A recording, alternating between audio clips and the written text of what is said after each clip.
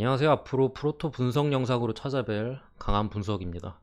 해외 축구나 국내 축구, NBA 등이나 분석해서 영상을 업로드할 예정이고요. 오늘은 프로토 82회차죠. 10월 17일 해외 축구. 제가 준비한 경기는 화면에 보이시는 14경기고요.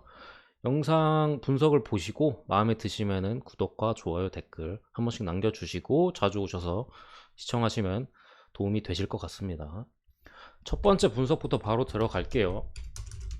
칼리아리 대 삼프도리아.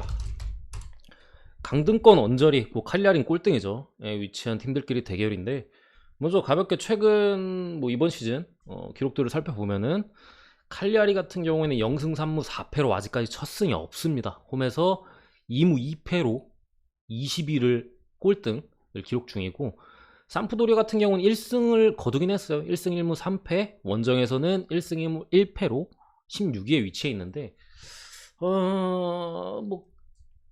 두 팀이 왜 강등권에 언저리에 위치했는지 말씀드리면, 칼리아리 같은 경우는 수비가 안 돼요. 지난 시즌에 그나마 이제 잘 버텨가지고 잔류했던 원동력이 그나마 수비였거든요. 어떻게든 수비에서 잠그고, 어떻게 수비해가지고 한 골 넣어가지고 3점 챙기고, 그런 식의 경기들이 좀 많았다고 본다면, 삼프도리아는 사실 전력 자체는 지금 이 순위에 있을 팀은 아니에요. 어쨌든 지난 시즌에 라니에르 감독이 이끌면서 지금 와포드에 부임했죠. 예전에 레스터나 그런 팀들이 있었고, 그러니까 어쨌든 라니에르의 연봉이 비싸기 때문에 사포도리아 입장에서는 구단 쪽에서 그렇게 판단을 했나 봐요. 우리 이 정도 스쿼드 뎁스, 이 정도 전력이면은 라니에르 같은 명장이 없어도 잔류할 수 있다라고 판단을 하고, 뭐 재정적인 부분을 감안해서 라니에를 이제 보내고 새 감독을 데려왔는데, 막상 시즌을 시작하니까 쉽지 않아요. 어쨌든 그 라니에리 감독이 상당히 이제 그때는 라니에리 4-4-2가 주특기니까 해가지고 잘 했었는데, 이번 시즌은 쉽지 않은 삼프도리아인데, 최근 두 팀 간의 상대 전적을 보면은 3승 3무 3패로 박빙이에요. 그러니까 거의 박빙의 두 팀의 상대 전적인데, 좀 문제가 되는 게 칼리아리 홈에서의 삼프도리아와의 상대 전적입니다. 그러니까 칼리 홈에서 최근 5년 동안 안 졌어요. 3승 2무로 칼리 홈에서 삼프도리아한테 패배가 없는 모습인데, 꽤 오랫동안의 기록을 살펴봐도, 그러니까 90년대 옛날이죠. 엄청 2, 30년 전 기록까지 다 찾아와도 칼리아리 홈에서 삼프도리아한테 단 3번 졌습니다. 거의 몇십 경기를 했는데 3번 진 거예요, 홈에서. 그 정도로 두 팀 간에 어쨌든 전체적으로 보면 크게 한쪽으로 기운다고 볼 수는 없지만, 칼리아리 홈에서만큼은 삼프도리아한테 극강의 모습을 보여주기 때문에 제가 볼 때는 그래서 이 경기 칼리아리가 정배를 받은 게 아닌가 싶은데, 어쨌든 간에 칼리아리는 말씀드린 대로 그나마 지난 시즌 강등권에서 버텼던 원동력인 수비가 이번 시즌 너무 무너지고 있는 모습이에요. 특히나 이제 지난 경기 무조건 잡아야 했던 베네치아전에서 극장골을 결국 실점하면서 무승부에 그쳤고, 사실 상대가 베네치아 정도였으면은 칼리아리가 만약 이기지 못했다 하더라도 좀 더 좋은 경기력을 보였어야 됐는데, 후반전에 상당히 밀리는 모습을 보였고, 어쨌든 승리도 챙기지 못했어요. 또 칼리아리 같은 경우 또 되게 안 좋은 게, 오늘 만약에 또 삼프도리아와의 홈 경기에서 이거 3점 내지 1점을 가져가지 못하잖아요. 앞으로 일정이 너무 어렵습니다. 바로 다음 경기가 이제 피오니티나 원정, 그 다음 경기 로마와의 홈 경기, 그 다음은 이제 이번 시즌 그래도 예년보다는 좋은 모습을 보이고 있는 볼로냐 원정을 떠나고요. 그 다음 아탈란타와의 홈, 그 다음 또 사수올로 원정, 그 다음에서야 살레르니와의 홈 경기이기 때문에 얘네도 어떻게든 오늘 승점을 따려고 할 거예요. 앞으로 일정이 너무 안 좋아. 거의 사실 오늘 못 이기면은 남은 경기 전패를 한다고 해도, 살레르니 전까지 전패를 한다고 해도 놀랍지 않은 일정 자체가 그 정도로 어렵기 때문에 오늘 총력전을 펼쳐야 되는 칼리아리고, 삼프도리아는 초반 일정이 엄청 안 좋았어요.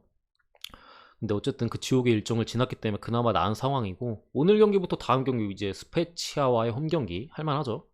3점 딸만하죠.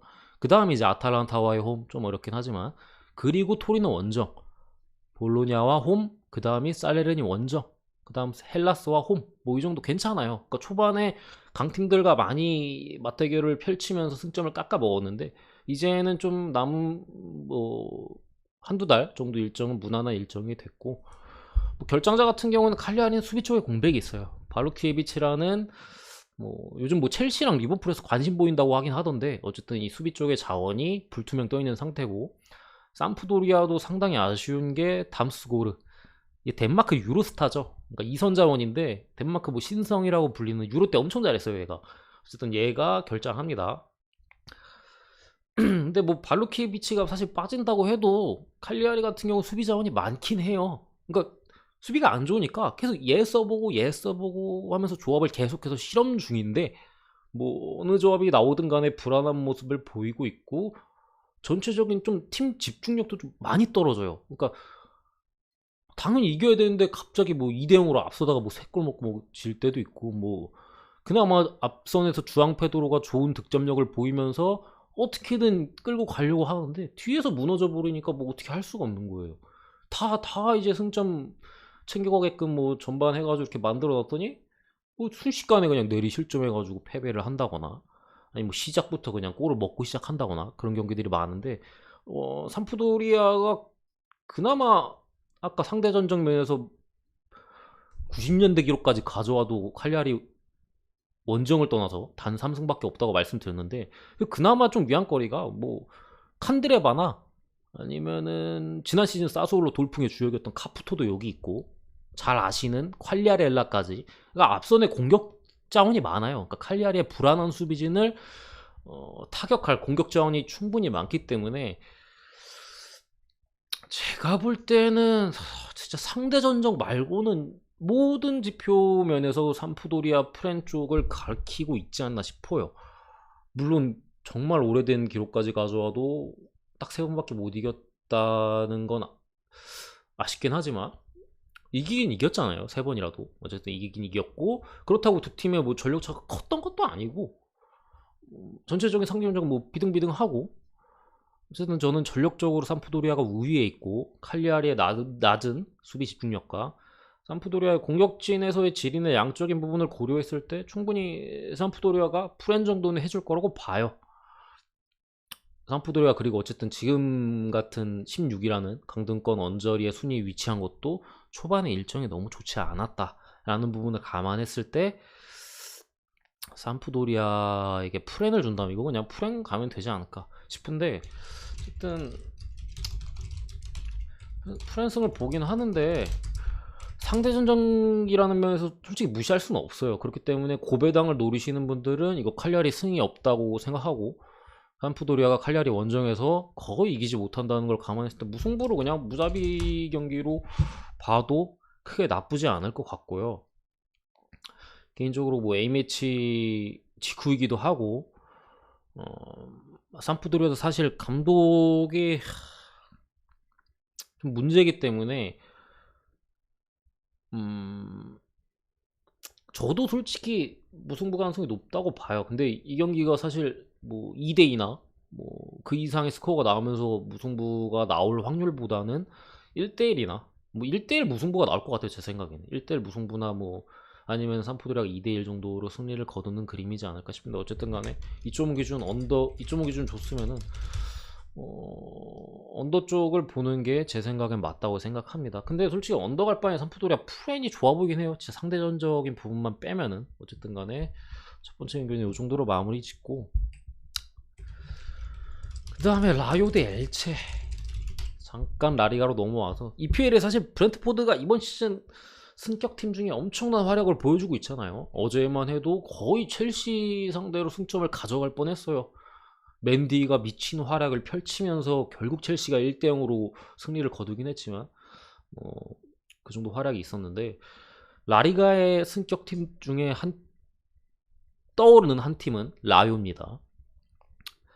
이번 시즌 같은 경우에는 4승 1무 3패로 6위에 위치해 있는 라요고요.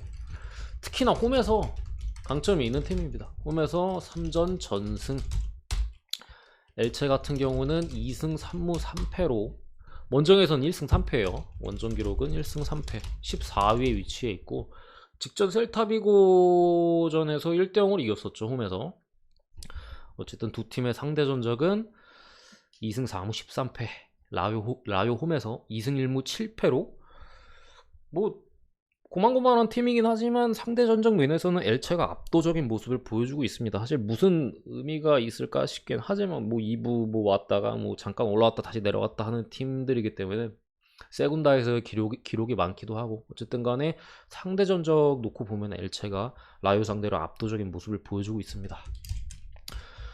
두 팀이 또 수비적으로 나쁘지 않아요 이번 시즌. 그러니까 전체적으로 양팀 다 이름값에 비해서는 안정적인 수비를 보여주고 있습니다. 라리가가 라요 같은 경우는 좀 아닐 수도 있긴 하지만 언더가 계속 나오는 이유 중에 하나를 두 팀의 어떤 수비력이 좀 기인하고 있다라고도 볼 수 있는데 라요 같은 경우는 이번 시즌 개막 전에 세비야 원정에서 전반 한 15분인가 퇴장당해가지고 3골을 먹은 경기 제외하면 멀티 실점이 없고요.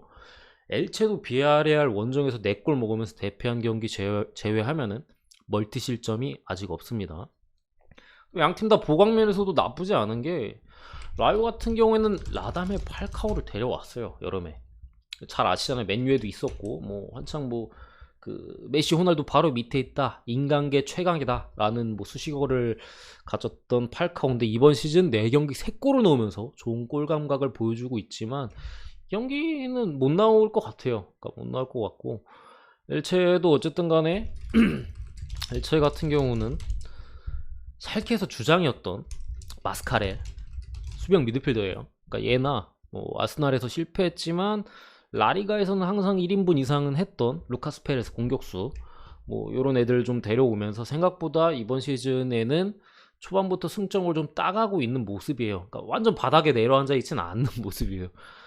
어쨌든 간에 하지만 엘체는 좋아진 수비력 외에 공격력 부분에서 좀 아쉬운 모습을 보고 있고 이 경기는 사실 선택지가 그리 많지 않다고 봐요. 저는 무승부 좀 기준 언더 봅니다. 이 경기 역시도 무승부 가능성을 좀 높게 봐요. 그렇다고 엘체 프렌을 가기에는 사실 엘체가 이길 것 같진 않아요. 어쨌든 라요가 홈에서 3전 전승에 이번 시즌 2부에서 올라온 승격팀 중에서 가장 돋보이는 활약을 보여주고 있고 엘체가 아무리 좀 보강 좀 했고 하더라도 결국에 이제 강등권 언저리에서 맴돌 팀이라는 걸 감안했을 때 이 경기는 엘체 프레는 어쨌든 엘체가 지지 않는다잖아요. 근데 엘체 승 확률이 저는 확실히 떨어진다고 보기 때문에 차라리 무승부 쪽으로 보는 게 맞다 보고 배당면에서 그리고 2.5주 언더까지 보는데 라요가 홈에서 3전 전승이라고 말씀드렸잖아요. 근데 이거를 좀 살짝 들여다보면은 약팀들을 다 잡으면 홈 극강 모드예요. 그러니까 다 약팀들을 잡았어요. 잡은 팀들이. 그렇기 때문에 엘체의 수비력을 감안하고 뭐 했을 때는 라요가 의외로 고전할 수 있다. 사실 제가 보는 스코어는 1대0 라요 승, 1대1 무승부, 그리고 2대1 라요 승 정도가 보이거든요. 근데 사실 2대1이 나오려면 진짜 안 들어갈 것도 좀 들어가지고 해야 2대1이 나올 걸로 보이고 사실 뭐 무승부보다 당연히 언더가 더 좋아 보여요. 근데 오바가 나와도 어쨌든 이상한 경기는 아닙니다. 라요가 어쨌든 홈에서 득점력을 보여주고 있고 엘체도 충분히 역습을 통해서 한 골 넣을 수 있고 그렇기 때문에 오바가 나와도 이상한 경기는 아니지만 어쨌든 언더 쪽의 가능성이 상당히 높아 보입니다. 말씀드린 아까 뭐 홈에서 3전 전승이라고 했는데 헤타페 맞나? 아무튼 간에 상대적으로 엄청 약한 팀들 그라나다 뭐 요런 애들 좀 잡았어요. 또 라요 자체도 사실 수비가 제가 아까 말씀드렸는데 뭐 두 팀이 나쁘지 않다고 말씀드렸는데 라요 같은 경우 초반 일정이 좋기도 했고 뭐 그리고 또 들여다보면 헤타페 그라나다 요 두 팀 제외하고는 전 경기 실점이에요. 그러니까 멀티 실점 이상을 하지 않는다는 거지 뭐 골을 먹긴 먹고 있어요. 뭐 어쨌든 간에 뭐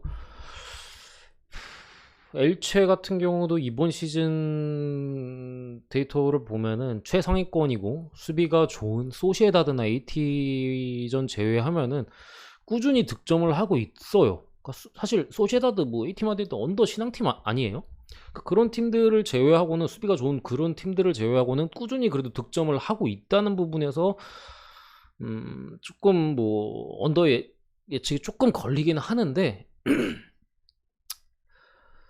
그래도 언더뷰를 보는 이유가 이제 어쨌든 엘체 같은 경우가 수비가 좀 된다고 말씀드렸는데 라요의 이제 돌풍의 핵심인 라다멜 팔카오가 국대 경기를 치르고 왔고 나이를 감안했을 때도 뭐 컨디션 좋지 않고 안 나올 수도 있어요.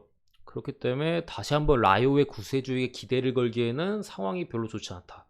더군다나 지난 경기 이제 오사수나전에서 1대0으로 이제 극장골 먹으면서 패배했는데 그때 엄청 못했어요 라요가. 그렇기 때문에 조금 내려오는 분위기이지 않을까 싶어서 이거 라요 1.6대 주면 어쨌든 엘체는 언더프렌을 찍는 팀인데 라요 2부에서 올라온 팀 돌풍이긴 하지만 이거 1.6 주면 이거 가면 안 돼요. 그러니까 차라리 무 찍고 치우거나 언더 찍는 게 맞지. 라요 1.6배당을 가는 거는 저는 아니라고 봅니다. 어쨌든 뭐 말씀드린 대로 양 팀 다 2골 이상 넣기는 제가 볼 때 쉽지 않아요. 결국 오바라는 거는 한 팀이 2골 이상을 넣어야 되는데 양 팀 다 2골 이상 넣을 것 같지 않아요. 뭐 한 골? 많이 넣어야 한 골씩 주고받고 이제 끝나지 않을까라고 봐서 이렇게 봅니다. 근데 사실 무승부랑 햄무 같이 봐도 돼요. 고배당 노리시는 분들은 뭐 이거 쪼개가지고 같이 가셔도 될 만한 경기지 않을까 싶어요. 근데 어쨌든 저는 무승부의 확률을 더 높게 본다. 다음 경기로 넘어가서 에버튼 대 웨스트햄.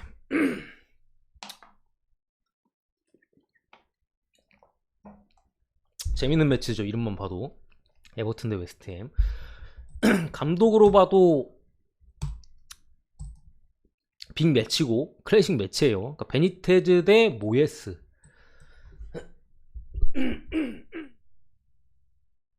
이렇게 목이 안 좋냐. 어쨌든 베니테즈 대 모예스와의 이제 맞대결인데 되게 웃겨요. 옛날에 모예스가 에버튼이고 베니테즈가 리버풀 때는 둘이 이제 머지사이드 더비에서 붙었거든요. 근데 지금 웃긴 게 베니테즈가 에버튼에 있고 모예스가 이제 에버튼 원정으로는 그런 좀 재밌는 상황이 펼쳐졌는데 어쨌든 이번 시즌 두 팀의 기록을 보면 에버튼은 4승 2무 1패로 지금 6위에 위치했습니다. 웨스트햄 같은 경우는 3승 2무 2패 원정에서 2승 1무로 아직까지 패배가 없고 10위에 위치해 있는데 에버튼 오면 3연승이에요. 홈에서 다 이겼어요.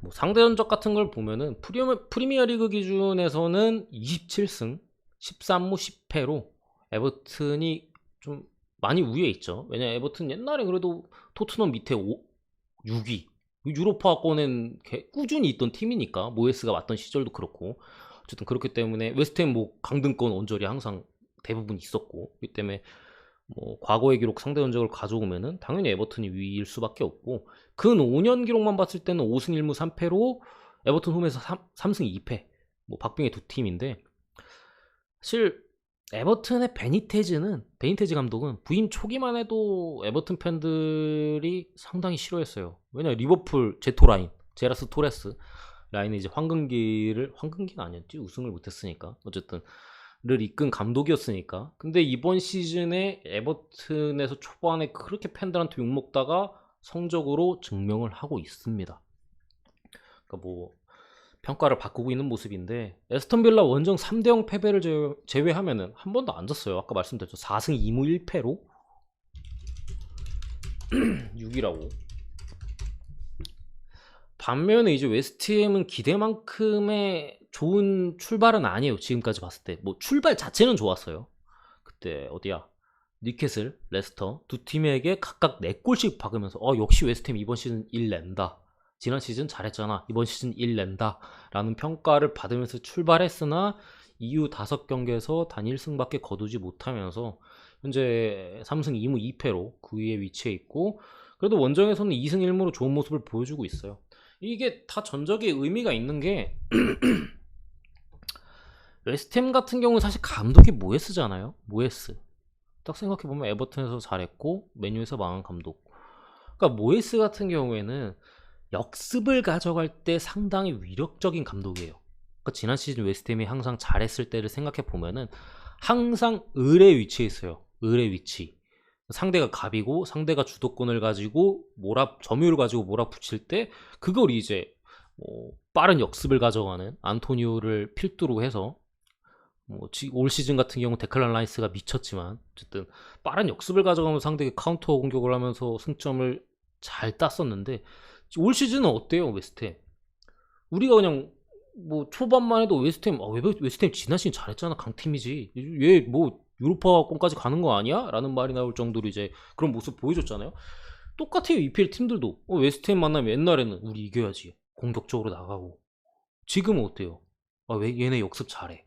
그러니까 잘하는 걸 얘네가 이제 어느 정도 하는 걸 알아요. 그리고 얘네 강점이 뭔지도 알고 그렇기 때문에 상대가 잘하는 걸 내주지 않으려고 하죠. 그래서 웨스트햄이 올 시즌 되게 고전하고 있는 거예요. 그러니까 상대가 어느 정도 내려앉아서 수비를 할 때 그걸 뚫을 수 있는 확실한 플랜이 지금 모예스는 없어요.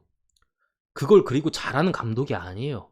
그래서 맨유에서 망한 거고 물론 맨유 그때 당시 스쿼드가 안 좋긴 했지만 어쨌든 그런 해법을 찾기 위해서는 제 생각에 웨스트햄이 좀 그래도 시간이 많이 필요할 걸로 보이고 에버튼의 상승세의 원동력은 그냥 베니테즈죠. 감독이 워낙 좋은 감독을 데려왔기도 한데 영입도 잘했어요. 레버쿠젠에서 지난 시즌 뛰었던 데마라이 그레이 그리고 과거에 이제 토트넘에서 뛰었던 타운젠드 요런 애들이 이제 앞선 2선 자원에서 아주 좋은 활약을 보여주고 있기 때문인데 어쨌든 이 경기 자체에서만 보면은 에버튼 같은 경우는 문제가 분명히 있어요. 칼버트 르인, 히샬리송 최전방 자원들이 없습니다. 그냥 다 부상으로 없어요. 지난 시즌이나 그 이전에 에버튼 안첼로티가 맡았던 에버튼 요때를 사실 생각해 보면은 칼버트 르인이나 히샬리송이 부상이 없다? 그럼 수비밖에 안 해요. 언더 찍으면 됐어요. 그러니까 수비하다가 역습으로 어떻게 한 골 넣고 이기거나 비기거나 지거나 그냥 수비만 주장창 하다가 뻥축구 하다가 그냥 경기 끝났거든요. 쟤네 둘이 없으면은. 근데 이번 시즌은 달라요. 지난 맨유전이나 노리시전 요런 경기들 보면은 노리치와의 홈 경기에서도 무실점으로 2대0으로 완승했고 맨유 원정 OT에서도 수비만 해서 에버튼이 비기지 않았어요. 오히려 에버튼이 승점 3점을 가져가면서 이겼어도 이상하지 않을 정도로 좋은 경기력을 보여주면서 1대1 무승부를 거뒀거든요. 그 이후에 이제 베니테즈 감독과 말씀드린 더마라이 그레이, 타운젠드 요런 2선에서의 좋은 자원들이 있는 건데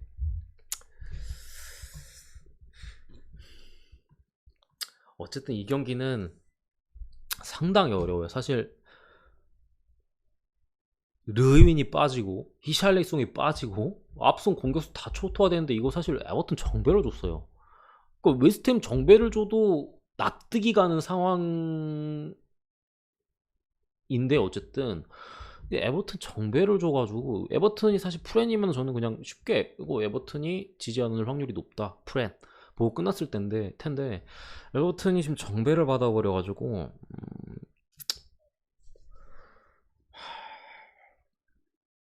어쨌든 저는 지금에 와서 이렇게 딱 보면은 지금 이렇게 분석을 하면서 보면은 에버튼이 질 거라고 보지 않습니다. 프렌을 줬으면 그냥 쉽게 프렌을 보고 넘어갔다고 말씀드렸듯이 그러니까 이번 경기에 시머스 콜먼도 복귀해요 에버튼이. 그러니까 앞선 자원은 없는데 뒤쪽 수비 라인은 탄탄해요. 그나마 에버튼이 최근 고민거리였던 게 시머스 콜먼 그러니까 주장 오른쪽 풀백 얘 대체자가 없었어. 얘가 대체 불가 선수였거든요. 그만큼 이제 중요한 선수인데 부상으로 한동안 못 나오다가 오늘 경기 드디어 복귀합니다. 더군다나 이제 약간 부상 이슈가 있었던 왼쪽 자원에 이제 루카디뉴 풀백이죠. 얘도 이제 출전할 수 있는 상황이라고 해서 에버튼의 수비 라인은 풀스쿼드로 나올 걸로 보여요. 예리미나가 남미 이제 콜롬비아 국대여서 늦게 복귀하긴 했는데 어쨌든 중앙 수비 자원이기도 하고 출전 가능하다고 하는데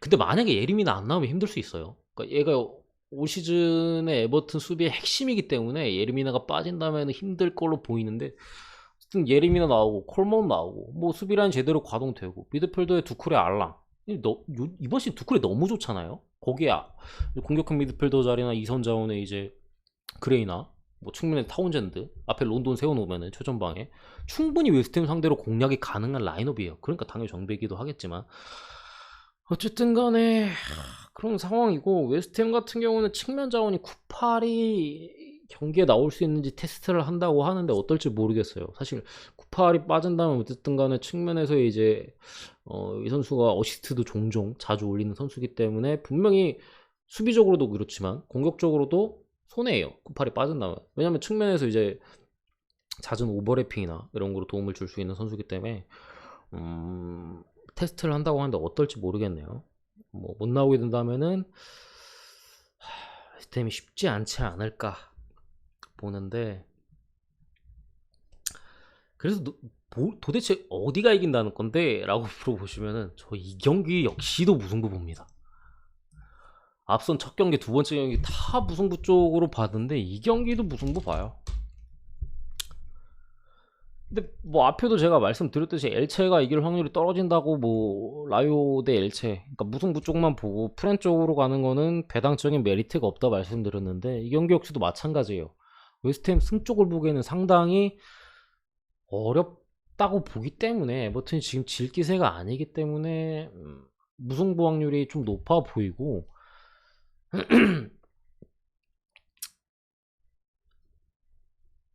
어쨌든 두 팀의 팀 컬러는 비슷하다고 큰 범위에서 보면 비슷하거든요. 수비하고 역습 때리는 게. 뭐 에버튼도 이제 앞선 자원들이 다 빠진 상황에서 빠른 자원들이나 그레이나 뭐 드리블이 준 타운젠드 이런 애들 필두로 이제 수비하면서 역습 때리고, 웨스트햄도 비슷한 컬러잖아요. 그렇기 때문에 의외로 좀 답답한 경기가 나올 가능성이 좀 높다고 봅니다. 1대1 무승부를 봐요. 2.5 기준 언더를 보는데, 근데 재밌는 사실이 웨스트햄이 이번 시즌 현재까지 EPL에서 최다 오버팀입니다. 그러니까 전체 경기로 따졌을 때 2.5 기준으로 했을 때 웨스트햄보다 오버를 많이 낸 팀이 없어요. 그만큼 이제 많이 넣고 많이 먹히는 팀인데, 어쨌든 오늘 경기에서 저는 언더를 봅니다.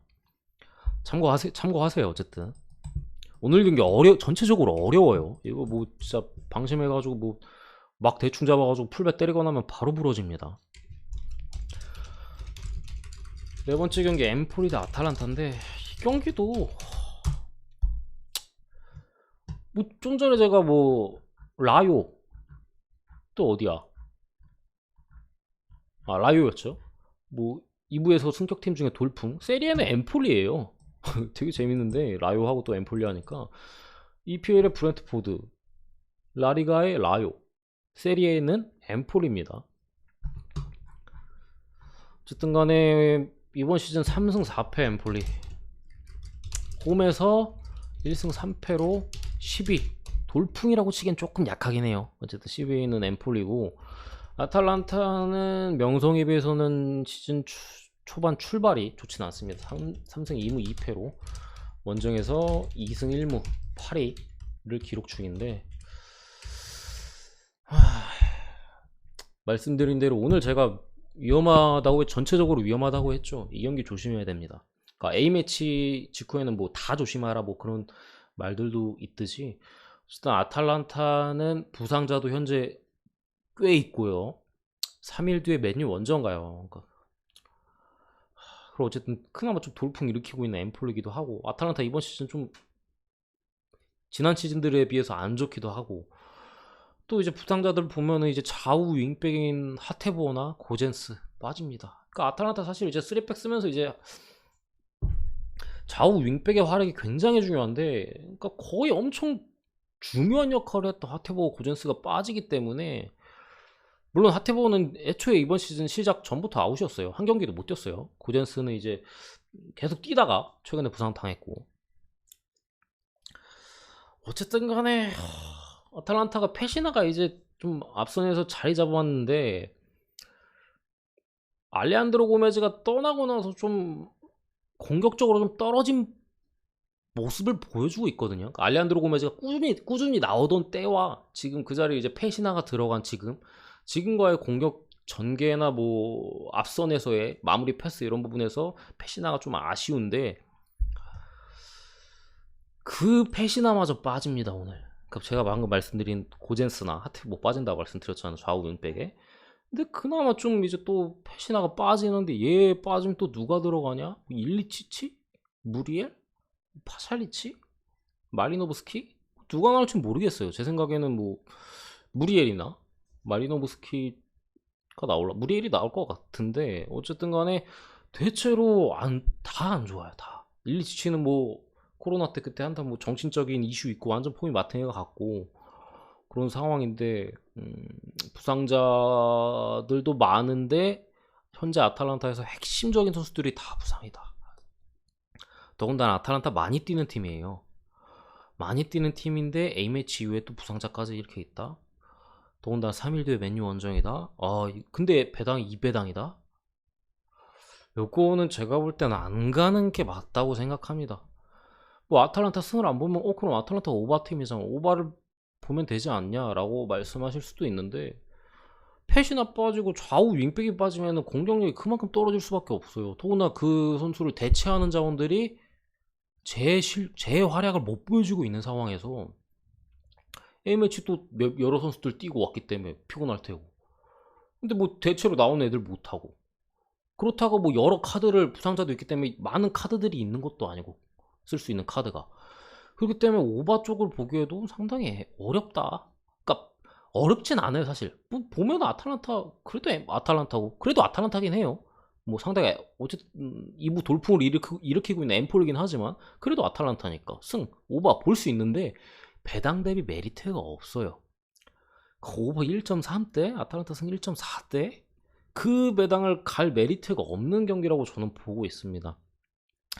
뭐 승이야 그렇다 치더라도 오버 배당은 좀 많이 짜다고 보고, 이 경기는 제가 볼 때는 소액 고배당 가시는 분들이 엠폴리 승무 사이드 쪽의 배팅이나 아니면 배당이 좋은 언더를 찍거나 뭐 그런 소액 고배당 유저들이 좀 재미로 봐야 되는 경기이지, 이 경기를 뭐 아탈란타 승이나 오바 쪽에 주력으로 삼을 만한 저배당이라고 할지라도 이 경기는 저는 건들면은 안 된다고 봅니다. 그러니까 뭐가 승이든 오바든 뭐가 터져도 이상한 경기가 아니에요. 뭐 아탈란타가 한 골 넣고 잠가가지고 1대0 2대0, 아탈란타 잠글 줄 압니다. 참고로 옛날하고 좀 달라졌어요. 공격력이 그만큼 안 되기 때문에. 어쨌든 그렇기 때문에 뭐 똥배 주력감으로 삼기는 좀 어렵다고 보고, 저는 그래서 이렇게 볼게요. 이 경기 같은 경우에 배팅은 하지 않습니다. 이 경기를 뭐 주력으로 간다는 건 아닌데 아예 다 역배로 봅니다. 그냥 그 주력으로서나 뭐 정배로서의 메리트가 전혀 없는 경기라고 저는 판단을 했고, 차라리 그냥 진짜 뭐 국밥 배팅 하시는 분들이 고배당으로 찍기 좋은 경기라고 보고 있습니다. 똥배 물었다 죽기 싫은 거예요 그냥. 이런 경기 이렇게 하고 넘어가고, 다음 경기 이제 제노아 대 사스올로. 경기도 나름 그래도 좀 재밌는 매치업인데, 제노아는 1승 2무 4패로 홈에서는 아직까지 승리가 없어요. 1승 2무 4패 홈에서 1무 2패 17위 강등권에 위치해 있고, 사스올로는 2승 1무 4패 원정에서 1승 2패 14위 위치했습니다. 그러니까 사스올로 같은 경우가 지난 시즌 돌풍을 일으켰는데, 제르비 지금의 샤크타르 감독이에요. 그러니까 사스올로가 사실 돌풍을 일으킬 수 있던 거는 제르비의 감독의 영향이 엄청 컸어요. 명장이에요. 지금 뭐 바이른 미넨의 감독, 갑자기 이름이 기억 안 나네. 라이프치히 감독에서 바이에른 미넨 감독 때 갑자기 이름이 기억 안 나네. 아무튼 그 감독과 또 이제 브라이튼의 그레이엄 포터 감독, 뭐 요런 최근에 그래도 젊은 감독들이 뜨고 있잖아요. 제르비도 엄청 떴던, 지금도 떠 있는 그런 감독인데 사스올로가 놓쳤어요. 그렇기 때문에 샤크타르로 갔고, 이번 시즌 제르비를 놓친 값을 톡톡히 치르고 있습니다. 뭐 그렇게까지 라인업에 극적인 변화가 있는 것도 아닌데 지난 시즌에 엄청나게 잘했던 것의 포스를 보여주지 못하고 있어요. 그러니까 지난 시즌 잘했고, 지지난 시즌 코로나 휴식기 이후에 엄청 잘했거든요. 사스올로가 그때만큼의 포스를 반도 보여주지 못하고 있다. 상대 전적은 5승 3무 8패 제노아 홈에서 4승 2무 2패 제노아가 홈에서 좋은 모습을 보여주고 있지만 지난 시즌 사스올로 좋았을 때는 사스올로가 2전 2승. 되게 웃기죠. 2패밖에 없는데 다 지난 시즌에 이긴 거 사스올로가. 어쨌든 이 경기도 사실 경기 결과가 어떻게 나올지 좀 제 개인적으로 기대가 되는 경기인데 항상 강등권에서 허덕이는 제노아 대 항상 잘 나가다가 잘하던 젤비 감독 보내고 다시 밑으로 내려온 사스올로. 되게 재밌는 매치, 제 입장에서는 되게 재밌는 매치예요. 직전 경기는 둘 다 졌습니다. 제노아는 반드시 승점을 따야 했던 살레르니 원정에서 1대0으로 졌고, 사스올로는 인터밀란과의 홈 경기에서 아쉽게 2대1로 졌죠. 경기는 괜찮았고, 초반만 해도 뭐 제노아가 이번 시즌 괜찮은 것 같기도 한데 했었는데, 역시나 강등권 팀임을 이제 살레르니 원정에서 뭐 지면서 입증했고, 코로나 이후에 강팀 상대로도 경쟁력 보여줬던 뭐 지난 시즌에 사스올로도 이번 시즌 로마, 아탈란타, 인터밀란 강팀을 상대로 전패를 하면서 내려온 위치를 확인할 수 있었습니다. 어쨌든 이 경기 좀 재밌게 볼 부분은 원래 사스올로가 오바 신앙팀이었거든요. 제르비가 이끌 때는. 근데 제노아가 이번 시즌 치른 7경기 중에 오바가 6경기, 언더가 1경기. 이번 시즌 제노아의 홈에서 치른 3경기 올 오바. 사스올로는 이번 시즌 7경기를 치렀고 4경기 오바, 3경기 언더. 이번 시즌 원정에서 치른 3경기 올 오바. 제노아 홈에서 3경기 올 오바. 사스올로 원정에서 3경기 올 오바. 데이터상으로 100% 오바인 게임이에요.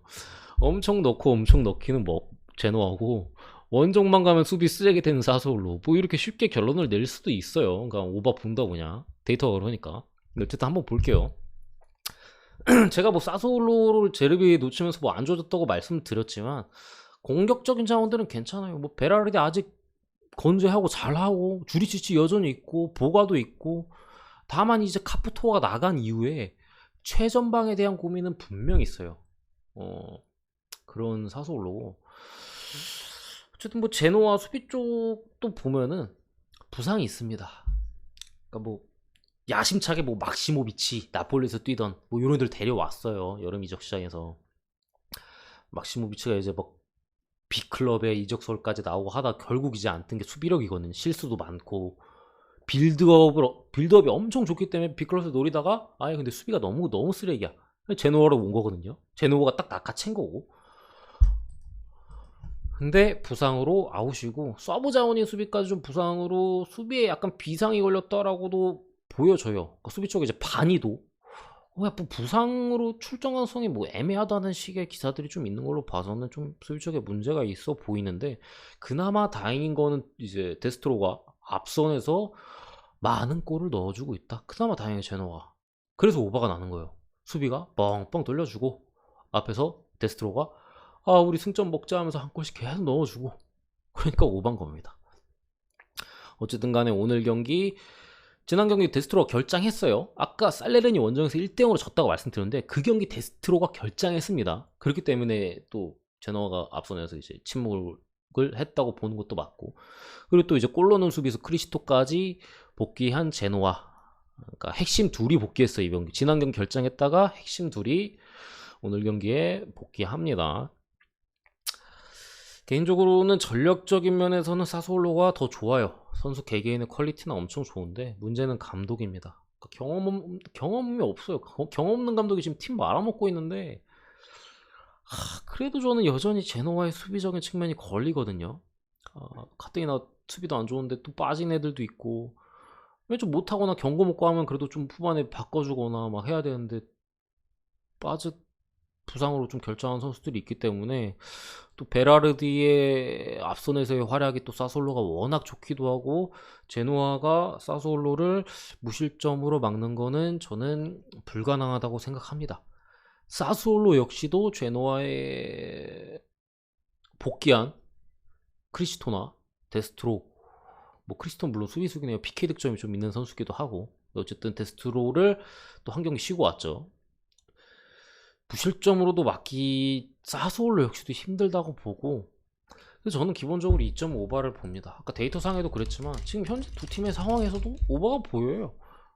왜냐면 사스올로 공격진 괜찮은데 제노아 수비 안 좋고, 사스올로도 이번 시즌 수비적으로 물론 한 골 넣고 볼 돌려가지고 그냥 언더를 뭐 한 골 1대0 뭐 이러면서 언더를 내버린 경우가 사스올로가 종종 있긴 해요. 근데 어쨌든 간에 제노아가 결국 지금 내세울 수 있는 거는 앞선 공격밖에 없는데, 홈 경기기도 하고 또 복귀자도 있고 사솔로 상대로 충분히 득점할 수 있다고 보기 때문에 오바 가능성이 보는데, 저는 그래도 사솔로가 질 경기는 아니라고 봐요. 승패로 따졌을 때는 사솔로가 질 경기는 아니라고 봅니다. 그렇다고 마이날 경기도 아니라고 봐요.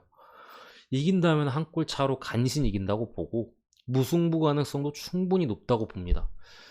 개인적으로 언더가 나올 수도 있어요, 이 경기. 어쨌든 언더가 나온다면 1대1일 가능성이 상당히 높기 때문에, 그러니까 오바가 좀 그런데 싶으신 분들은 뭐 무승부, 아까 뭐 햄무 이렇게 고배당으로 두 개 같이 잡아도 되고, 저는 그냥 오바 찍어도 크게 나쁘지 않, 데이터상으로도 100% 오바 확률을 기록하기도 했고, 두 팀이 저는 홈에서 오로바, 사솔로 원정에서 오로바.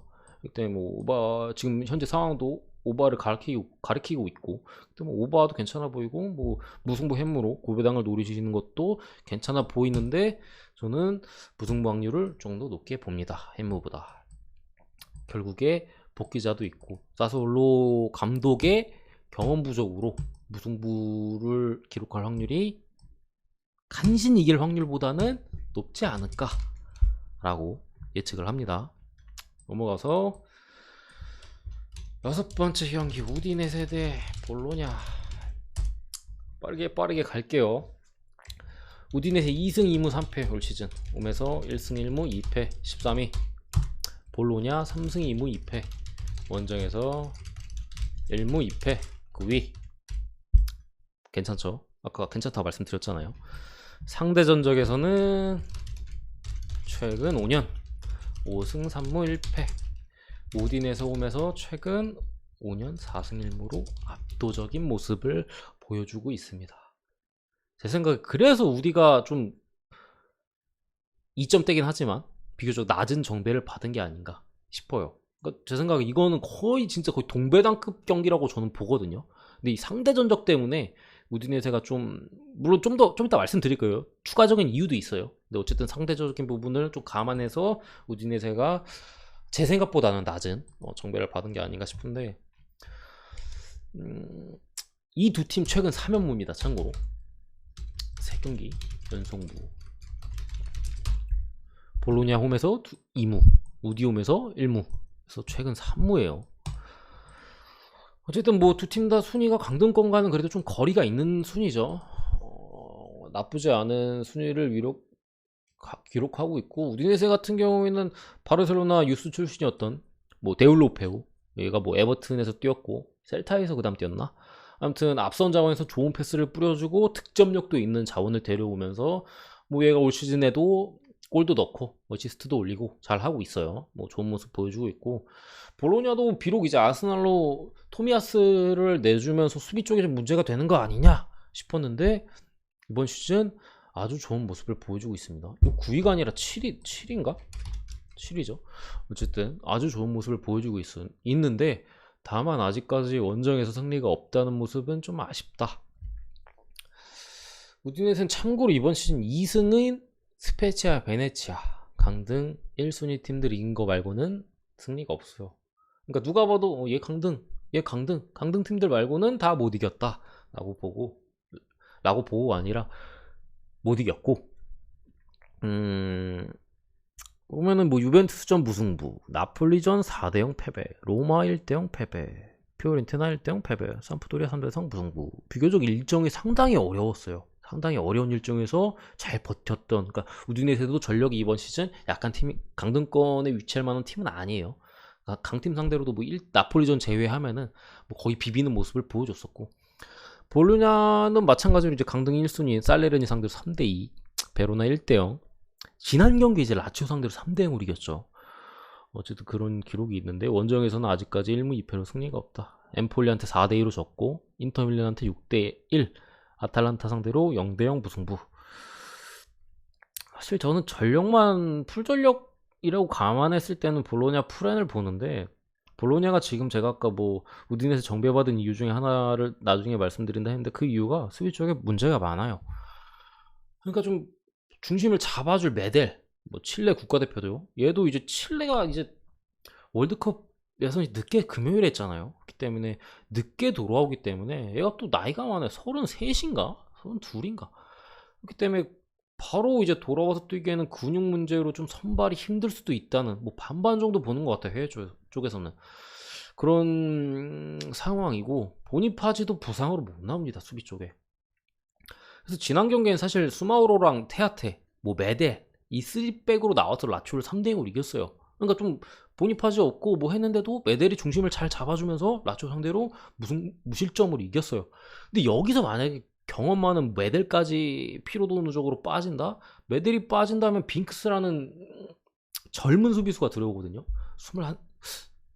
21살인가? 엄청 어려요. 아무튼 잉글랜드 선수인데, 얘가 들어오면은 테아테, 수마우로, 빙크스 이렇게 나올 것 같은데, 이 수비 라인은 너무 경험도 없고 맞춰본 적도 없고 중심을 잡아줄 선수도 없어요. 그런 상황에서 데울로페오가 이번 시즌 좋은 활약을 하고 있는데, 이번 경기 또 나오거든요. 우디네세 상대로 무조건 실점한다고 봐요. 저 수비 라인으로 나오면. 삼프도리아전에서 어쨌든 간에 3골을 넣으면서 우디네세가 비록 3골 실점하긴 했지만 공격력을 과시하기도 했고, 그 과정에서 이제 공격수 베토도 이제 데뷔골 넣으면서 텐션 좀 올라갔고, 뭐 그런 상황에서 이 경기는 라인업 확인이 가능하죠. 10시 경기니까 9시 정도에 이제 라인업이 뜨니까 라인업 확인이 가능한데, 저는 기본적으로 선택지를 2가지로 놓고 봐요. 라인업에 따라 좀 다른 것 같아요. 그러니까 어쨌든 메델, 볼로냐의 메델 수비수예요. 메델이 나온다면은, 메델 말고는 뻔해요. 누가 나올지 뻔해. 테테랑 뭐 수마우로 나올 거예요. 그렇기 때문에 메델이 나온다면 볼로냐 프렌 쪽을 보고요. 메델이 안 나온다면 오바 쪽을 보도록 하겠습니다. 그러니까 저는 볼로냐를 꽤 높게 치거든요. 지금의 우디네세 상대로 충분히 득점할 가능성이 높다고 봐요. 한 골 이상. 근데 메델이 안 나오는 수비 라인, 우디네세도 한 골, 2골, 뭐 그 이상도 넣을 수 있다고 생각해요. 그렇기 때문에 메델이 안 나오면 그냥 편하게 뭐 오바를 찍거나 아니면 뭐 패스하거나 하면 되는 거고, 메델이 나온다면 그래도 지난 경기 라치오전에서 맞춰보기도 했고, 그 경기 무실점으로 또 틀어막은 수비 라인이기 때문에 이번 경기도 자신감 있게 임한다면은 뭐 2골, 3골 안 먹을 가능성이 더 높다고 생각합니다. 한 골 정도나 뭐 이렇게 틀어막을 가능성이 좀 있다고 생각하기 때문에 프렌 쪽을 보는 거고요. 안 나온다면 오바 쪽 이렇게 보고 넘어갈게요. 이 경기는 최근 우디네세 홈에서 볼로냐 상대로 극강이긴 했는데, 볼로냐가 그 어떤 시즌보다 올 시즌이 괜찮아요. 그렇기 때문에 무승부를 보기보다는 차라리 그냥 메델이 나온다면 프렌 쪽을 보는 게 더 낫다고 생각합니다. 다음 경기 넘어가서 레버쿠젠 대 바이에른 뮌헨. 이번 시즌 굉장히 폼이 좋은 레버쿠젠이랑 지난 경기 이제 프랑크푸르트한테 1경 맞은 바이에른 뮌헨인데, 빅매치죠. 두 팀이 이제 승패가 똑같아요. 5승 1무 1패. 레버쿠젠 홈에서 2승 1패로 리그 3위고, 바이에른 뮌헨 5승 1무 1패. 원정에서 아직 패배가 없어요. 2승 1무로 리그 2위. 레버쿠젠은 뭐 안드리 말고는 딱히 전력 누수가 없고, 뮌헨도 주전 라인업 기준으로는 없어요. 근데 두 팀이 이번 시즌 뭐 엄청나게, 뭐 뮌헨은 당연하고 레버쿠젠이 특히나 이제 이번 시즌 또 압도적인 화력을 보여주고 있는데, 지난 시즌 계속 경험치를 먹으면서 미드필더 쪽에 이제 비르츠가 미쳤습니다. 너무 잘해요. 살아나면서 그냥 앞선에 이제 패트릭 쉬크나 이런 애들도 더 탄력을 받으면서 엄청난 득점력을 보여주고 있고,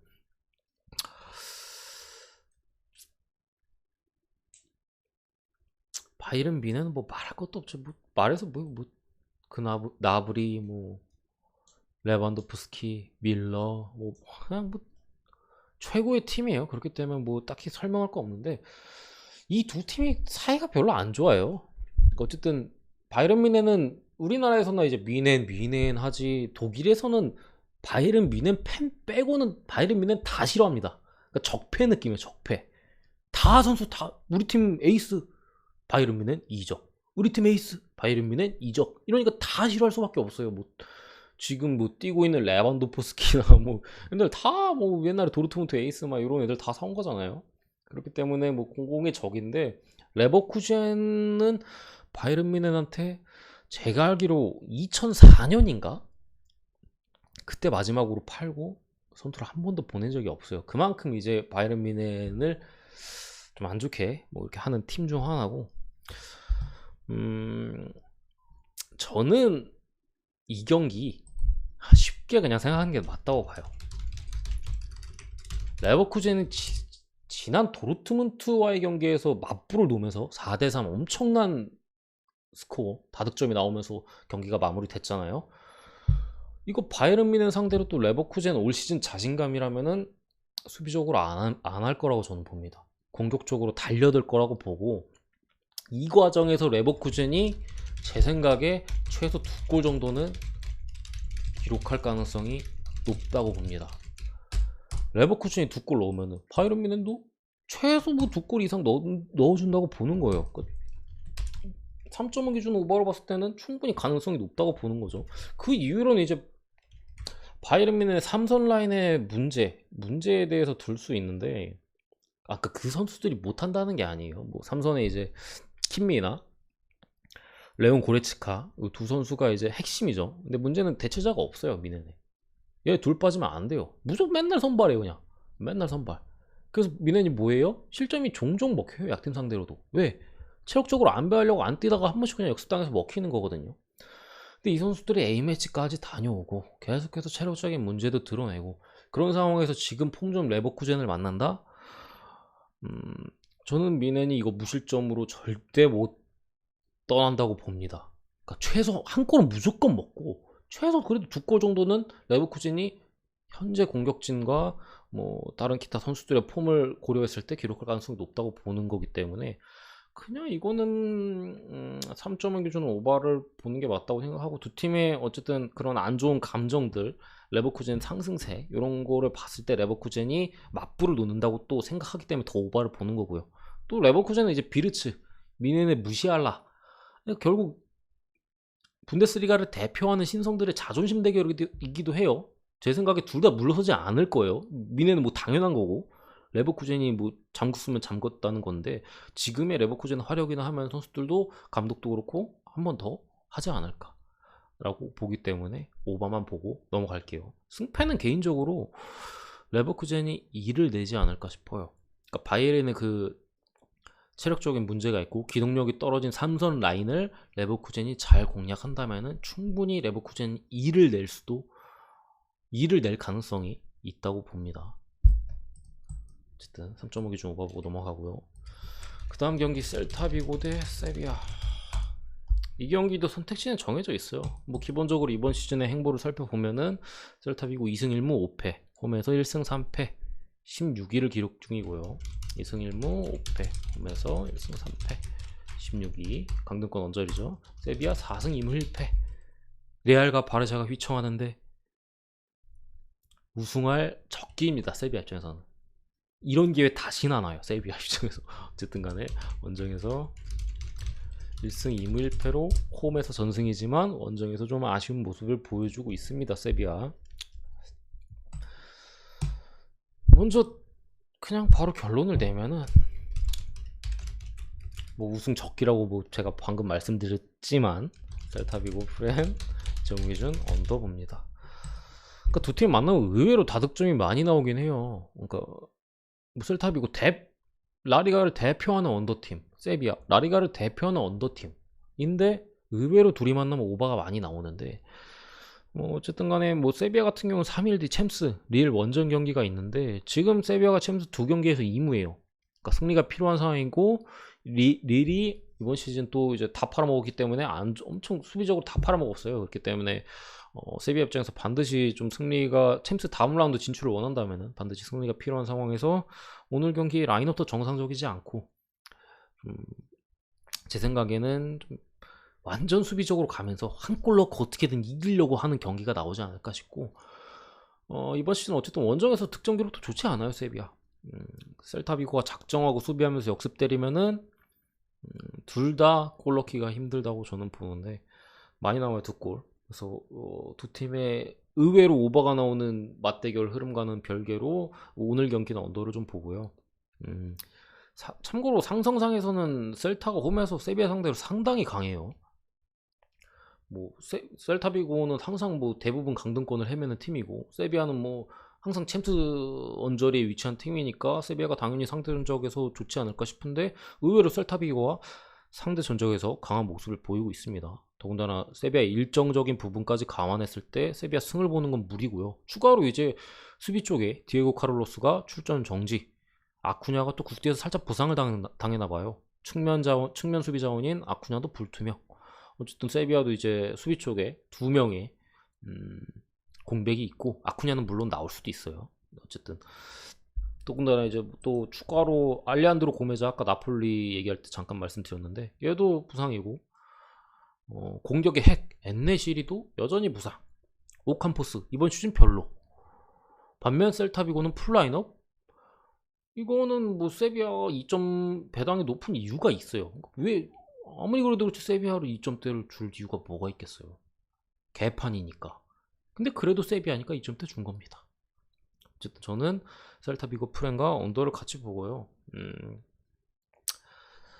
뭐 세비야가 뭐 계속 안 좋은 점 말씀드렸는데 셀타 똑같아. 뭐 셀타도 그래요. 뭐 항상 뭐 득점 부족하고 지난 시즌부터 이제 항상 공격 작업이나 그런 부분에서 문제가 있는데 여전히 해결이 안 되고 있어요. 아스파스도 한창 좋았을 때보다는 좀 내려온 모습이고, 그렇기 때문에 저는 언더 쪽을 조금 더 좋게 봅니다. 진짜 세비야가 극장으로 1대0으로 이길 수도 있다고 보는데, 어쨌든 뭐 목에 칼이 들어오면 프렌, 뭐 언더 이렇게 봅니다. 세비야가 또 엔네실이 빠지고 한 경기도 못 이겼어요. 최근 두 경기에서. 어디야? 그라나다한테 1대0으로 지고 볼프스한테 1대1 비겼나? 뭐 이렇게 하면서 뭐 못 이겼잖아요.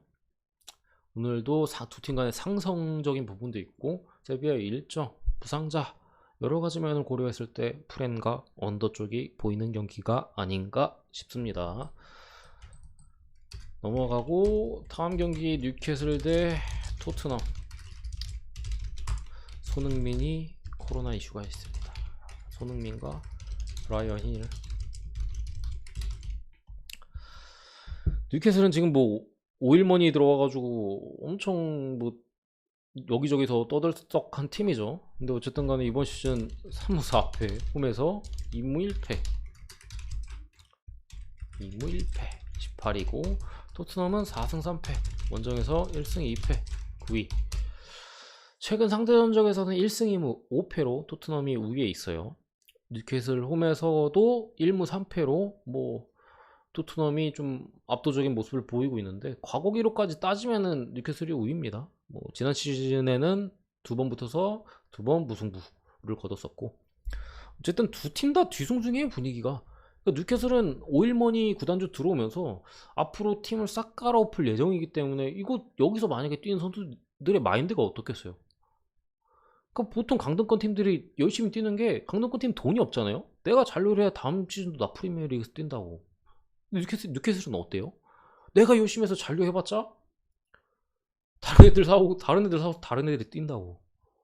그렇기 때문에 좀 선수들의 마음가짐이 어떨지 모르겠어. 뭐 막시맹 이런 이제 자원들 말고는 정리가 좀 많이 되지 않을까 싶은데, 어쨌든 간에 또 스티븐 브루스 강등권 전문 감독, 얘부터 뭐 갈아치운다 하는데 이 감독이 이번에 1000번째 경기입니다. 근데 뭐 자른다 만다 뭐 얘기가 되게 많은데, 어쨌든 전체적으로 좀 뒤숭숭한 분위기고, 토트넘도 아스날전 대패 이후에 누누 감독의 어떤 전술적인 부분에서 상당히 많은 비판을 받고 있고, 그나마 이제 빌라전 잡으면서 한숨 돌리나 싶더니 손흥민, 브라이언 힐이 코로나 이슈가 있습니다. 뭐 아웃이라는 소식인데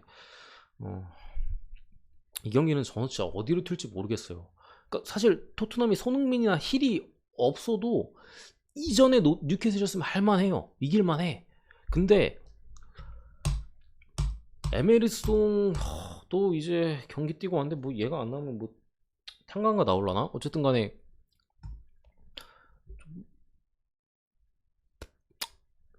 뭐 에메르송이나 산체스나 로셀소, 로메로. 근데 사실 남미 쪽에서 뛰고 온 애들인데 크게 의미 있다고 보진 않아요. 왜냐면 로메로는 뭐 중앙 수비고 어리고, 뭐 산체스는 토트넘에서 현재 뭐 서브 자원이고, 에메르송은 뭐 탄강가 나오면 되고, 로셀소도 최근 로테이션 자원이고, 주전 라인업에 거의 포함되지 않 최근에 계속 포함되지 않았던 선수고, 이기 때문에 얘네들이 뭐 문제가 된다고 해서 토트넘이 당장 선발 라인업에서 크게 문제가 된다고 보진 않는데, 이 경기가 어렵다고 보는 이유가 당연히 이제 손흥민이 빠지는 부분, 그리고 최근에 활기를 불어넣었던 브라이언 힐까지도 빠지는 모습이고, 벤치에서 빠지는 모습이고, 또 뉴캐슬이 원래는 생막시맹 하나였어요.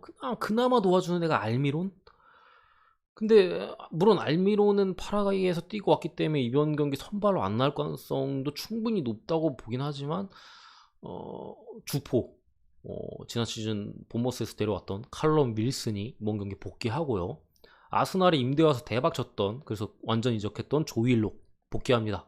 독일 라슬레스까지 복귀하고, 미드필더 쪽에 이제 힘을 또 보태줄 수 있는 존조쉐빌까지 복귀하기 때문에 뉴캐슬 부상자가 순식간에 싹 돌아와요 지금. 그러니까 적어도 이 선수들이 선발 확정은 아닌데, 어쨌든 지금 훈련 복귀해가지고 이번 경기를 초점을 맞추고 준비를 하고 있고, 몇몇 경기는 선발로 뛸 것 같아요. 제가 볼 때 칼럼 윌슨, 조일력 정도는 선발 가능성이 충분히 있다고 봐요. 근데 어쨌든 간에 힘을 보태줄 거기 때문에,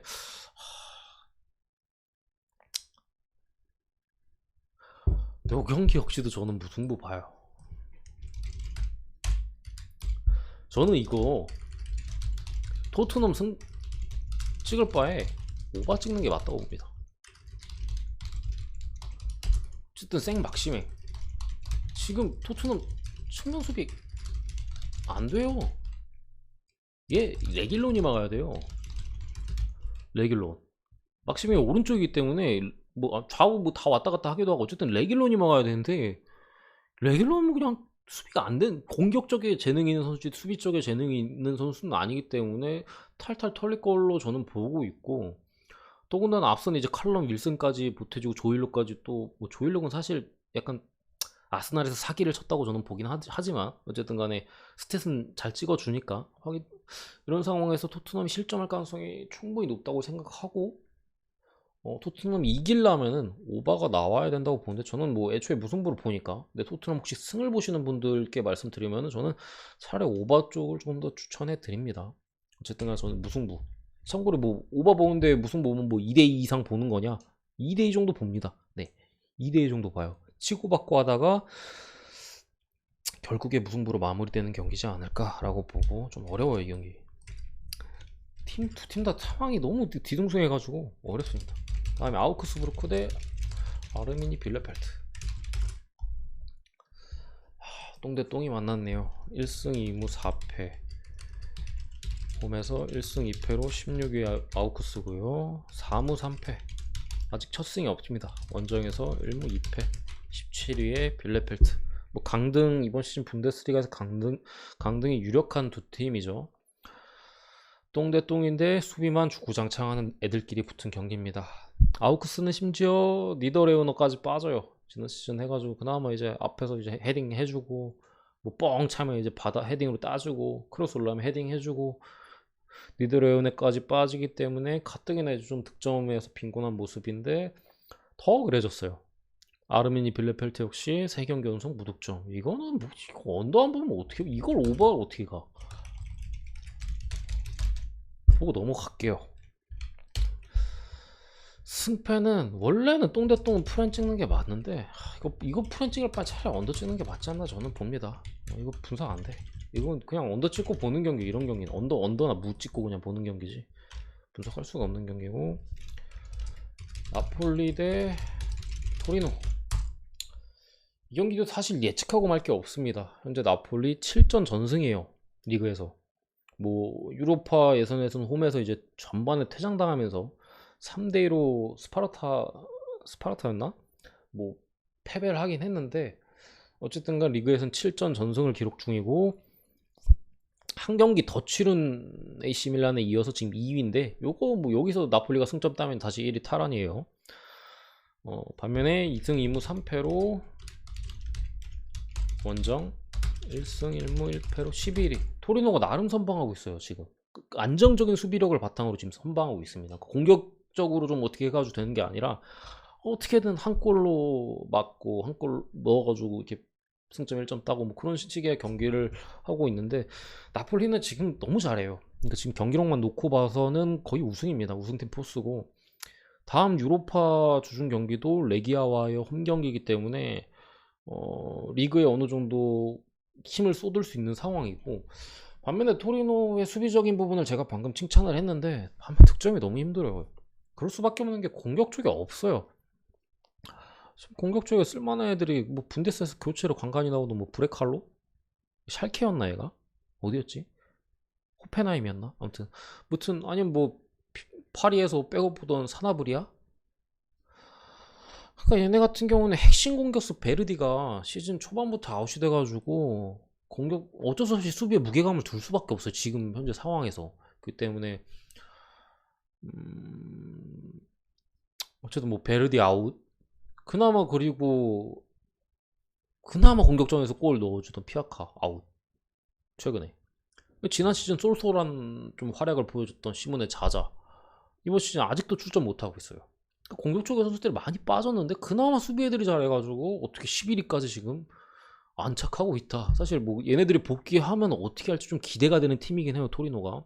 근데 어쨌든 간에 지금 공격 쪽에서 지금의 밸런스가 잘 잡힌 나폴리 상대로 득점하기는 저는 쉽지 않다고 보고, 나폴리의 앞선에서 화력을 바탕으로 이거는 토리노가 선전을 하고 있긴 한데, 제가 볼 땐 그래서 나폴리 배당 1.3 정도까지 준 거예요. 왜냐, 토리노 수비가 되니까. 토리노가 한 골 넣으면 이거 1대1 붙을 수 있다 라고 보는 거죠. 그래서 1.2나 뭐 개똥배가 아니라 1.3 정도까진 준 건데, 저는 그래도 이거는 나폴리 승이라고 봅니다. 이 경기는 저 나폴리 마인까지 봐요. 마인스 오바는 안 봅니다. 왜? 말씀드린 대로 토리노의 공격력이 약하다고 말씀드렸죠. 그러니까 차라리 3대0을 봤으면 3대0을 봤지 2대1을 잘 안 보는 거예요. 나폴리의 균형 잡힌 수비를 토리노가 쉽게 공략하지 못할 것이다. 피아카까지 빠진 마당에.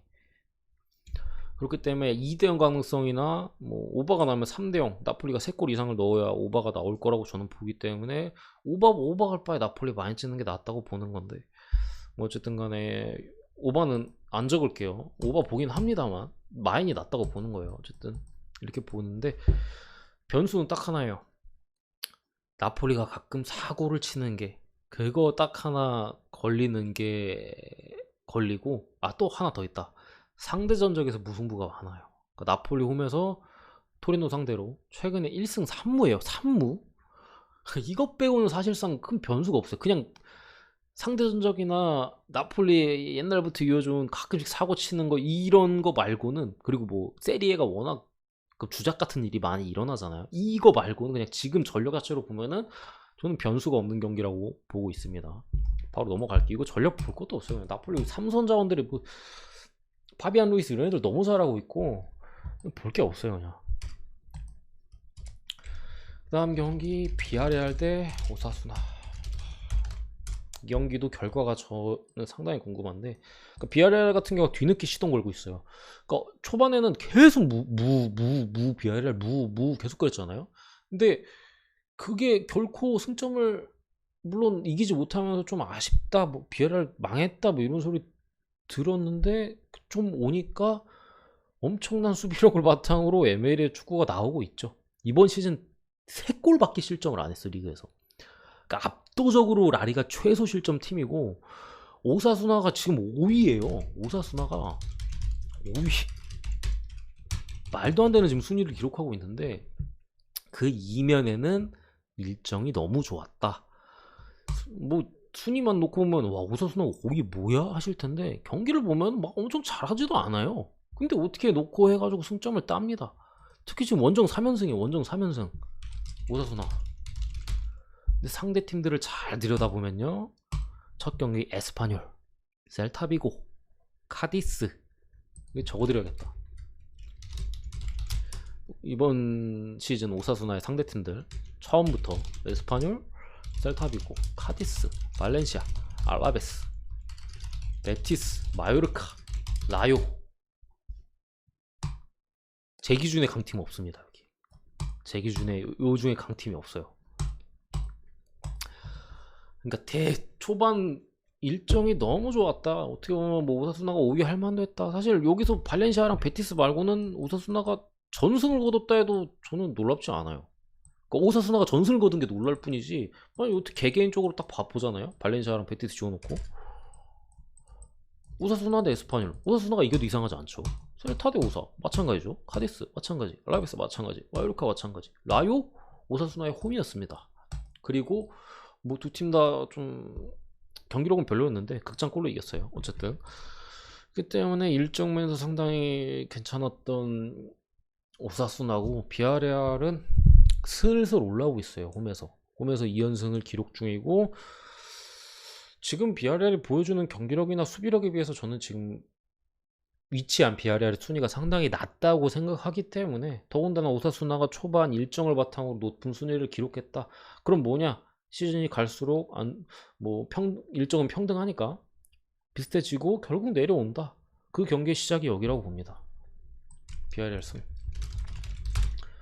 그냥 뭐 주식이나 뭐 이런 거 볼 때도 차트를 보잖아요. 이건 딱 내려오는 차트예요. 오사수나는 여기서, 비아레알은 올라가는 차트고, 딱 그런 느낌의 그냥 경기지 않나. 사실 뭐 분석할 것도 없지 않나. 일정만 보고도, 최근 흐름만 보고도 이건 비아레알이 이기는 경기네 라고 판단할 만한 경기인데, 그런 뭐 자연스러운 그림이 나올 가능성이 아주 높아 보입니다. 부상자는 뭐 양팀 거의 풀라인업으로 붙을 것 같고, 이 경기 선택지는 두 가지예요. 한 가지 더 드립니다. 2.5 기준 언더입니다. 비아레알 승이 터지면 무조건 언더입니다. 그러니까 이 두 개를 나눠서 가면은 둘 중에 하나는 맞긴 맞을 거예요. 근데 저는 어쨌든 비아레알 승을 더 좋게 봐요. 그러니까 어쨌든 비아레알이 상당히 좋은 수비를 보여주고 있긴 하지만, 오사수나가 어쨌든 아무리 일정이 좋아서 또 5위면 잘한 거예요. 요즘 얼마나 리그가 평준화되고 하는데 뭐 만만한 팀들 이기기 쉽지 않잖아요. 그런 상황에서 뭐 잡을 팀들 다 잡고 5위면 상당히 잘하는 거고, 충분히 득점할 수 있는 팀이다. 뭐 세트피스나 여러 역습이나 그런 찬스들로 오사수나가 저는 많이 넣으면 한 골로 보긴 하는데, 어쨌든 충분히 뭐 득점할 수도 있을 것 같아요. 뭐 기본적으로는 무득점 가능성이 훨씬까지는 아니고 뭐 7대 3 내지 6대 4 정도로 높다고 보긴 하지만, 어쨌든 간에 그래서 만약에 비아레알 승이 터져서 이변이 난다면은 뭐 0대 0이나 1대 1 뭐 그 정도가 나오지 않을까 싶어서 언더까지 뭐 같이 보긴 하는데, 저는 비아레알 2골 이상 넣을 거라고 봐요. 제가 개인적으로 보는 스코어는 2대 0입니다. 2대 0 정도로 이길 걸로 보고, 뭐 선수만 봐도 오사수나가, 근데 제가 왜 계속 말씀을 덧붙이냐면은 이거보단 이게 좋아 보인다는 얘기를 하는 거예요. 그러니까 오사수나도 뭐 로베르토 토레스나 루벤 가르시아, 뭐 키케 가르시아든 앞선 자원은 괜찮아요. 그렇기 때문에 뭐 득점을 뽑아내면서 5위까지 올라간 거기도 하고. 근데 어찌됐든 코클렌, 카푸에가 버티고 있는 비아레알의 이 중앙 미드필더진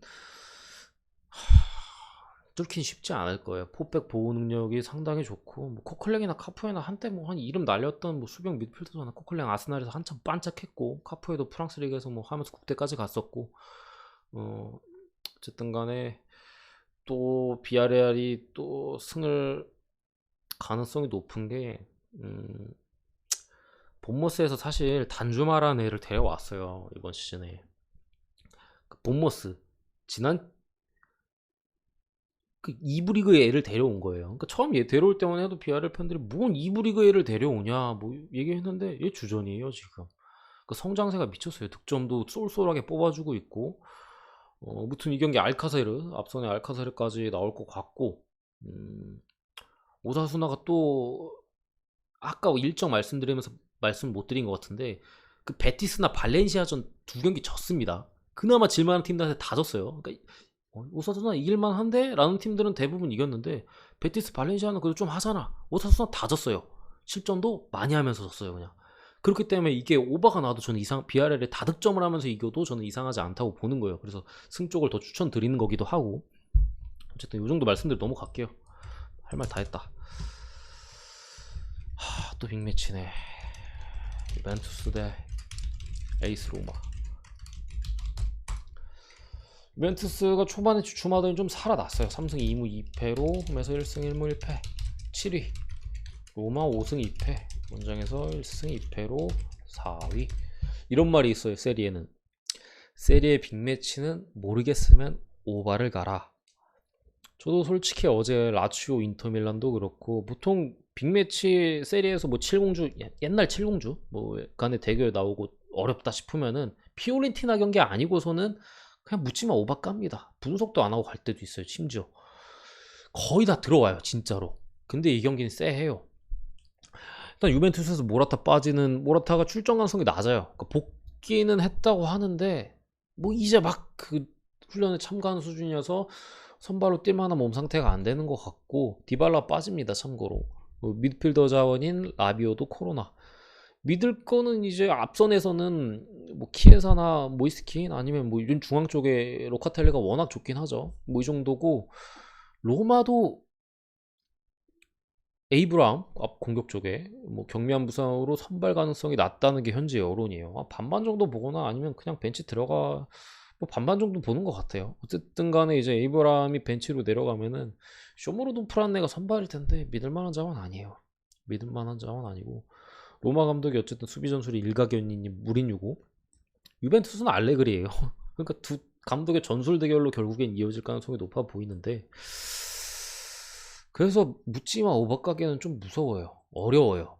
유벤투스가 그리고 최근에 좀 올라오는 그 발판이 아주 안정적인 수비를 바탕으로 그러니까 안정적인 경기력을 바탕으로 올라오고 있거든요. 앞선에서의 화력이 아닌 뒷선에서의 안정감으로 올라오고 있는 상황에서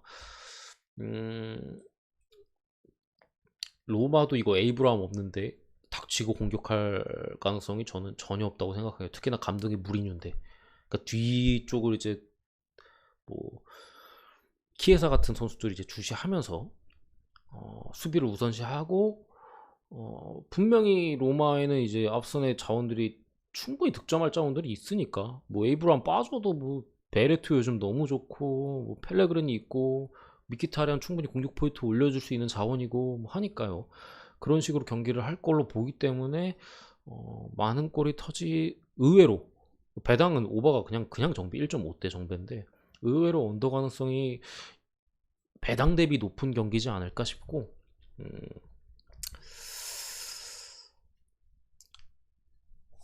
근데 배당이 왜 이렇게 오버를 낮게 줬지?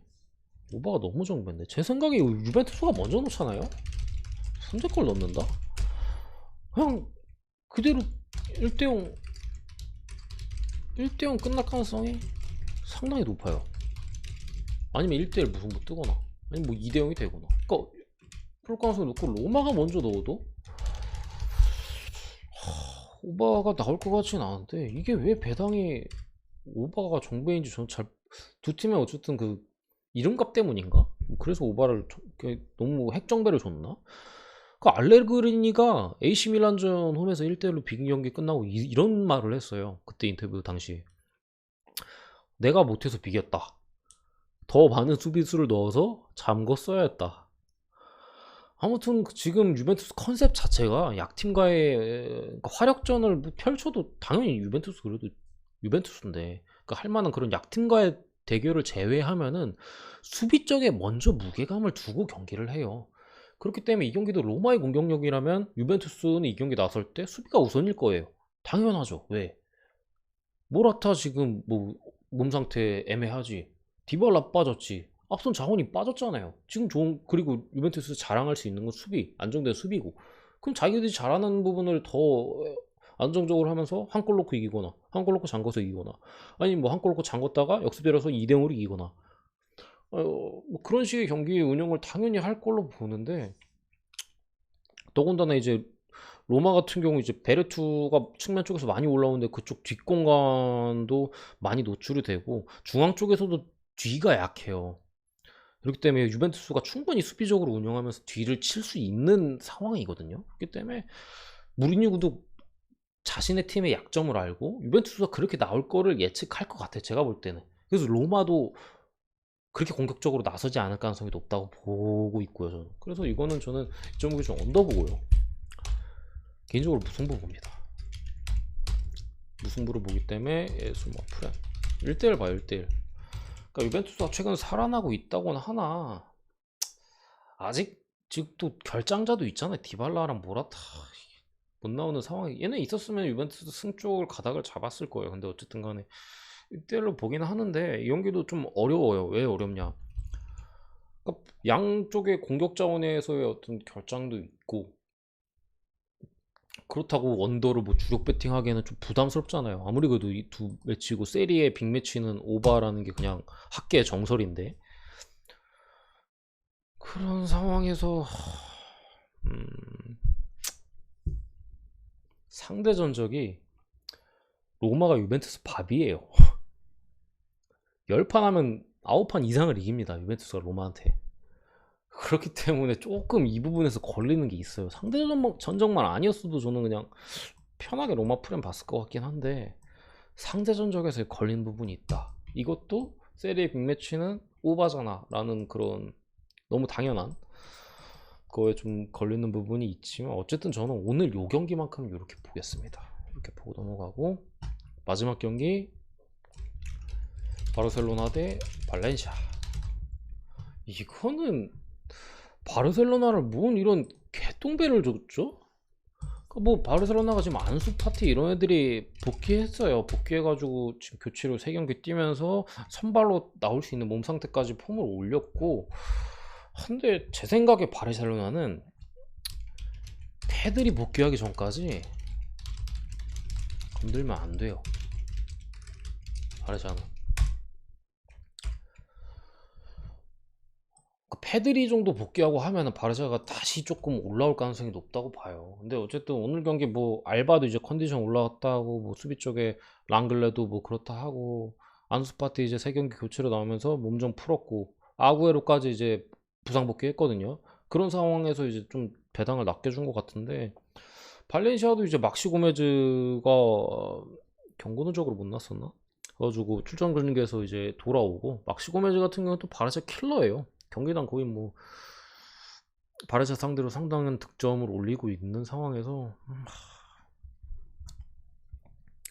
서로 복귀자가 많아요. 여기는 그러니까 바르셀로나도 말씀드린 대로 이렇게 좀 안수파티도 이제 좀 교체로 10분씩 내보내는 것보다는 선발로 쓰는 게 훨씬 그 값어치가 있으니까 선발에 쓸만해졌고, 어쨌든 교체로 아구에로, 뭐 수비 쪽에도 호르디 알바나, 뭐 랑글레 이런 애들 좀 쓸 수 있고요. 그런 상황에도 발렌시아도 마찬가지. 솔레르 초반에 엄청 잘했거든요. 발렌시아가 초반에 잘했잖아요.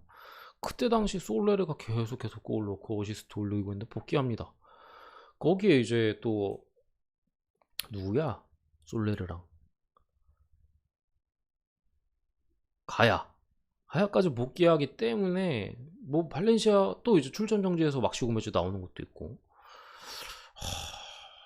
또 게데스의 요즘 활약이 무섭고, 이런 상황에서 이거 바르셀로나 이게 개똥배를 줘버리면은 저는 안 가는 게 맞다고 봅니다. 차라리 이거 승 찍을 바에 가는 게 맞아요. 그러니까 두 팀 붙으면 옛날에는 뭐 그렇진 않았는데, 최근에는 둘이 붙으면 그냥 매 경기 오버가 나올 정도로 다득점이 많고, 어쨌든 발렌시아나 바르셀로나나 이 경기에서 공격적으로 해줄 수 있는 선수들이 많이 복귀하잖아. 다 복귀하잖아요. 그렇기 때문에 이거 바르셀로나 승 똥배 물을 바에야 기존에 뭐 둘이 붙으면 최근에 계속해서 오버가 나오고 있고, 뭐 득점전까지 복귀하는 마당에 지금의 발렌시아는 뭐 바르셀로나가 옛날만큼 잘합니까? 아니잖아요. 해볼만 해요. 잠글 이유도 없고 맞불 놓을 거 아니에요. 기존에 하던 것처럼. 기존에도 원래도 발렌시아가 바르셀로나 상대로 역습으로 재미보고 뭐 어느 정도 맞불 놓고 했는데, 지금의 바르셀로나 상대로 잠글 이유가 없다고 봅니다. 저는. 그래서 더 오바가 괜찮아 보이기도 하지 않나. 똥배 물바에 오바? 바르셀로나가 저는 이기면 무조건 오바 날 걸로 봅니다. 그 때문에 승보다는 오바 쪽이 좋아 보인다. 자, 여기까지가 제 분석입니다. 생각보다 좀 오래 한 것 같은데, 뭐 유튜브에 어차피 그거니까 뭐 잘 이제 건너 뛰면서 뭐볼 내용만 보시고 하시면 될 것 같아요. 어쨌든 분석은 여기까지고, 다음부터는 좀 짧게 할 수 있으면 짧게 하도록 할게요. 혹시나 뭐 다른 이렇게 했으면 좋겠다, 이렇게 했으면 좋겠다 라는 의견이 있으시면은 뭐 댓글로 좀 남겨주시면은 제가 참고해서 반영할 수 있도록 하겠습니다. 자, 분석 여기까지고 내일 또 돌아오겠습니다. 감사합니다.